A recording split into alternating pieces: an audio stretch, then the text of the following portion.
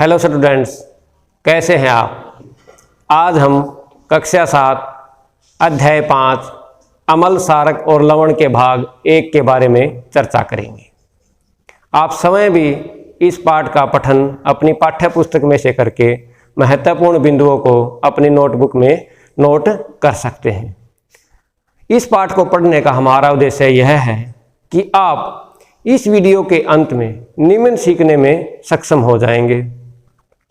प्राकृतिक पदार्थों का स्वाद कैसा होता है, प्राकृतिक पदार्थों में कौन कौन से अम्ल तथा सारक पाए जाते हैं, प्राकृतिक सूचक क्या है तथा प्राकृतिक सूचक जैसे गुड़हल की पंखुड़ियाँ, हल्दी तथा लिटमस पत्थर अम्लीय तथा सारकीय विलयनों के साथ किस प्रकार रंग परिवर्तन करते हैं।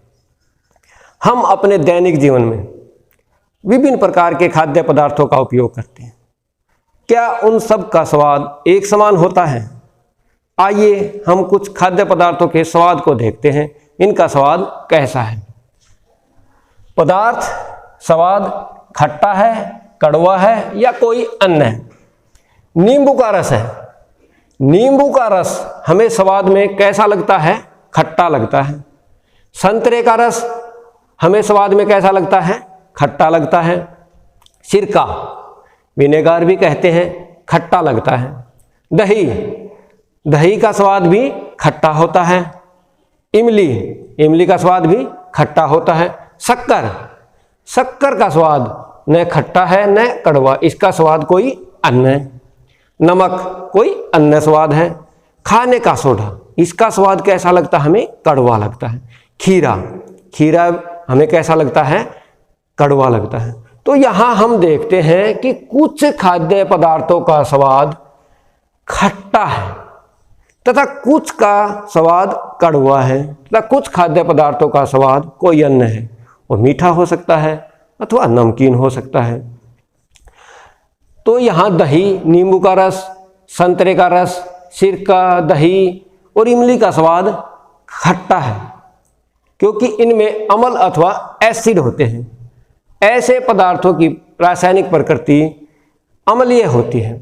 अब एसिड शब्द है, एसिड शब्द की उत्पत्ति लैटिन शब्द एसियर से हुई है। तो लैटिन शब्द है एसियर से हुई है जिसका अर्थ है खट्टा तथा ऐसे पदार्थों की प्रकृति अम्लीय होती है। आइए कुछ प्राकृतिक पदार्थों को देखते हैं कि उनमें कौन सा अम्ल पाया जाता है। अम्ल का नाम किस में पाया जाता है? एसिटिक अम्ल सिरका में पाया जाता है। फॉर्मिक अम्ल चींटी का डंक, जब चींटी हमें काटती है तो हमारी त्वचा में एक दरार डालती है, उसे हम क्या कहते हैं? फॉर्मिक अम्ल कहते हैं। साइट्रिक अम्ल नींबू कुल के सिट्रस फल जैसे नींबू, संतरा आदि में पाया जाता है, जो खट्टे फल होते हैं उनमें पाया जाता है। लैक्टिक अम्ल दही में। ऑक्सैलिक अम्ल पालक में पाया जाता है। अब खाने के सोडे का स्वाद कैसा है? इसका स्वाद खट्टा तो है नहीं, इसका स्वाद कैसा है? कड़वा है। तो ऐसे पदार्थ जिनका स्वाद कड़वा होता है और जो स्पर्श करने पर साबुन जैसे चिकने लगते हैं, सारक कहलाते हैं तथा इन पदार्थों की प्रकृति सारकीय होती है। आइए कुछ पदार्थों में देखते हैं कौन कौन से सारक पाए जाते हैं। सारक का नाम किस में पाया जाता है? कैल्शियम हाइड्रोक्साइड, चूने का पानी, उसमें पाया जाता है। अमोनियम हाइड्रोक्साइड, खिड़की के कांच आदि साफ करने के लिए उपयुक्त मार्जक में पाया जाता है। सोडियम हाइड्रोक्साइड या पोटासियम हाइड्रोक्साइड साबुन में पाया जाता है।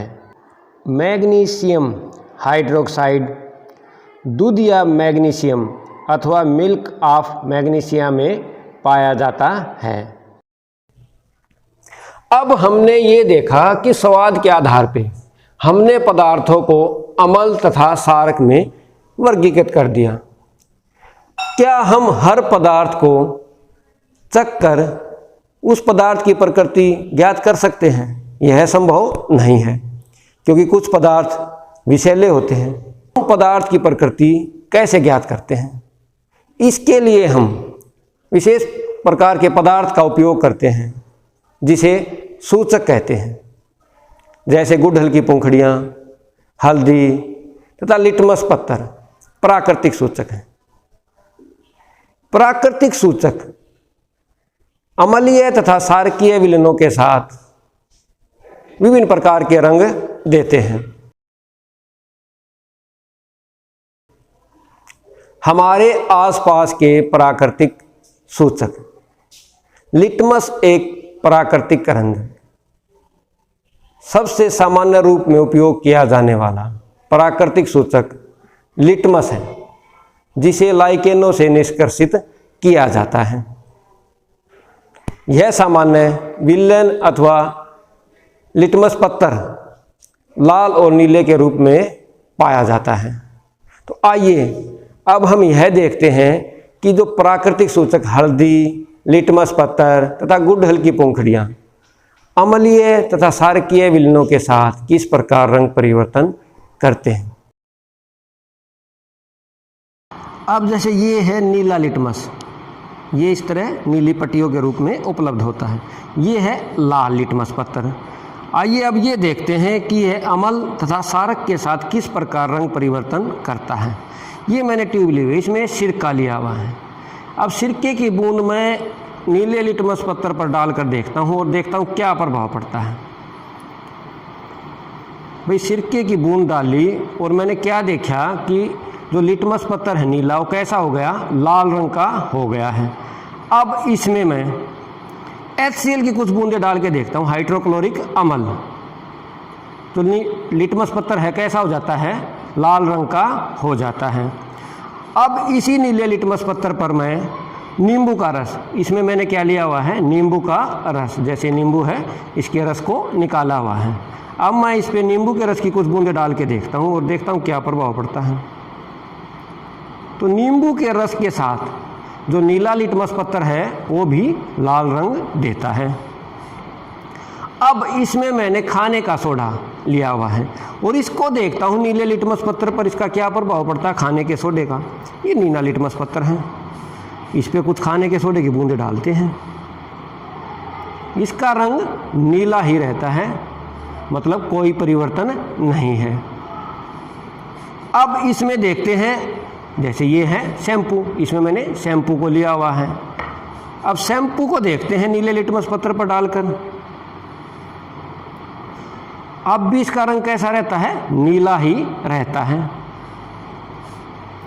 अब नीले लिटमस पत्थर पर मैं नमक, इसमें मैंने नमक का विलयन लिया हुआ है, भाई नमक को डाल के देखता हूँ क्या प्रभाव पड़ता है।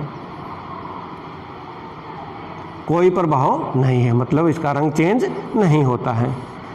अब इसमें देखते हैं वही नीले लिटमस पत्थर पर शक्कर का विलयन, इसमें हमने शक्कर का विलयन डाला हुआ है, कोई परिवर्तन नहीं है, मतलब नीला ही रंग रहता है इसका।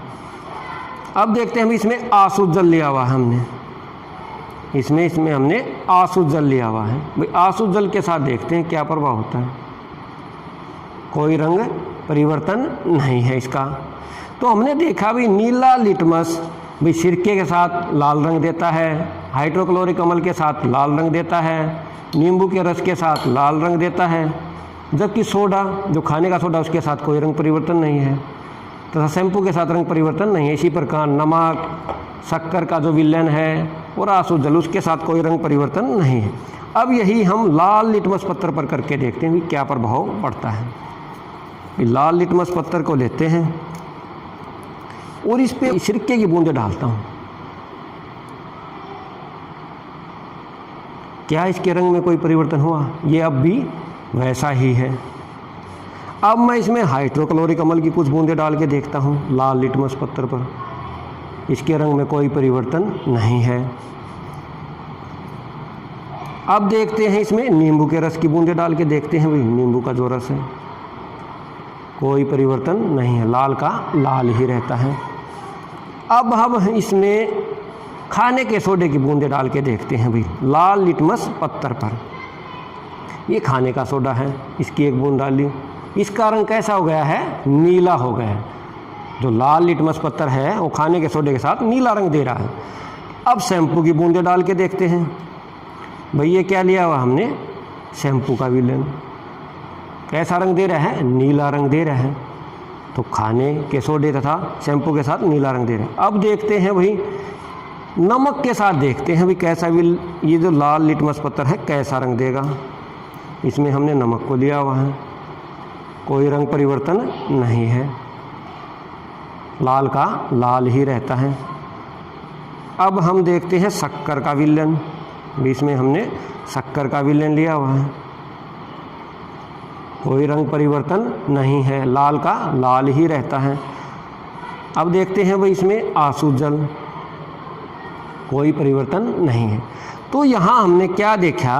जो लाल लिटमस पत्थर है वो सिरके के साथ कोई रंग परिवर्तन नहीं करता, हाइड्रोक्लोरिक अम्ल के साथ कोई रंग परिवर्तन नहीं करता, नींबू के रस के साथ कोई रंग परिवर्तन नहीं करता, जबकि खाने के सोडे के साथ यह नीला रंग देता है। तथा शैम्पू जो साबुन का विलेन है या शैम्पू का विलेन उसके साथ भी नीला रंग देता है। तथा नमक, शक्कर तथा आंसू जल के साथ कोई रंग परिवर्तन नहीं होता है।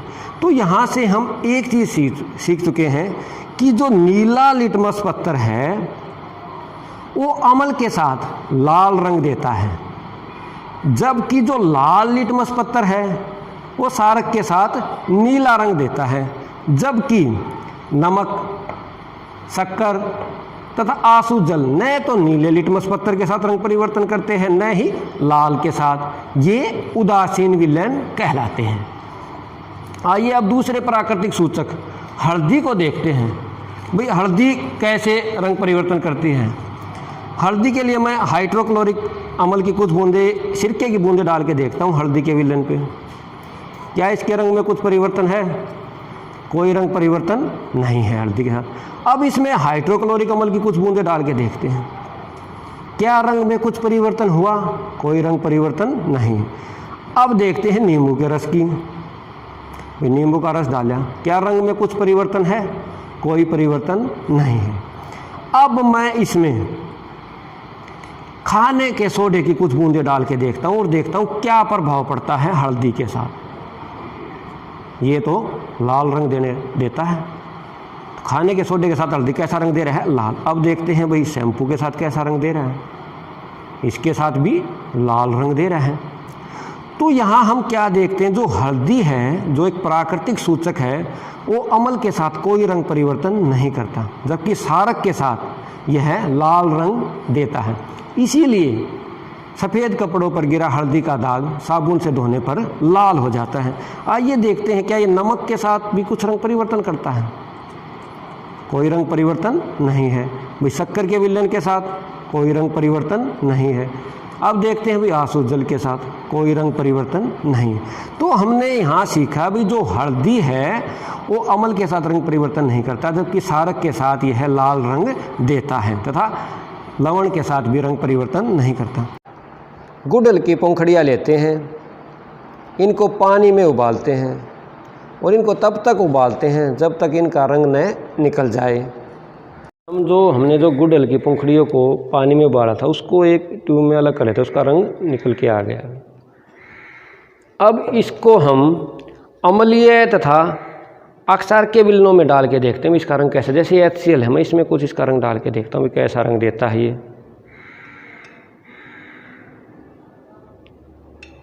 ये हल्के हल्के मैजेंटा रंग का हो जाता है। अब मैं इसी को अक्षार के विलयन में डाल के देखता हूँ। भाई ये हमने क्या सोडियम हाइड्रोक्साइड खाने का सोडा लिया हुआ है, इसका रंग कैसा हो जाता है? हरे रंग का हो जाता है। तो ये जो गुड़हल की जो पंखुड़ियाँ हैं वो अम्लीय विलयन के साथ गुलाबी रंग देती हैं, जबकि अक्षार के विलयनों के साथ यह हरे रंग का हो जाता है। हमने देखा कि जो लिटमस पत्थर है वो नीला लिटमस पत्थर अम्लीय के साथ लाल रंग देता है, लाल लिटमस अक्षार के साथ नीला रंग देता है, जबकि उदासीन विलयन के साथ न तो नीला लिटमस पत्थर और न ही लाल लिटमस पत्थर कोई रंग परिवर्तन करता है, जबकि हल्दी क्षारकीय विलयन के साथ लाल रंग देता है, जबकि गुड़हल की पंखुड़ियों का विलयन अम्ल के साथ गहरा गुलाबी अथवा मैजेंटा रंग देता है, जबकि क्षारकीय विलयन के साथ यह हरा रंग देता है। अब आप निम्न प्रश्नों को अपनी नोटबुक में नोट करेंगे। क्वेश्चन नंबर 1, प्राकृतिक पदार्थ इमली, अंगूर, कच्चे आम में कौन सा अम्ल पाया जाता है? क्वेश्चन नंबर 2, सफ़ेद कपड़ों पर गिरा हल्दी का दाग साबुन से धोने पर लाल रंग का क्यों हो जाता है? क्वेश्चन नंबर 3, सूचक किसे कहते हैं? क्वेश्चन नंबर 4, 3 प्राकृतिक सूचकों के नाम लिखो। क्वेश्चन नंबर 5, आंवला तथा खाने के सोडे का स्वाद कैसा होता है?